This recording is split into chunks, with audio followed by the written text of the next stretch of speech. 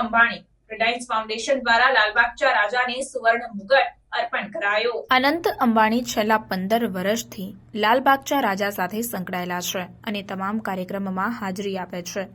ઉદ્યોગપતિ અનંત અંબાણીને લાલબાગચા રાજાના એક્ઝિક્યુટિવ બોર્ડમાં માનદ સભ્ય તરીકે નિયુક્ત કર્યા બાદ લાલબાગચા રાજાને સોનાનું મુગટ અર્પણ કરવામાં આવ્યું હતું। દરેક વ્યક્તિ પ્રિય બાપાના આગમનની રાહ જોઈ રહ્યો છે ત્યારે પ્રતિ વર્ષ ગણપતિ તરીકે જાણીતા અને વિશ્વ પ્રસિદ્ધ એવા લાલબાગચા રાજાના ચરણોમાં ભક્તો નમસ્કાર કરવા ઉમટી પડે છે।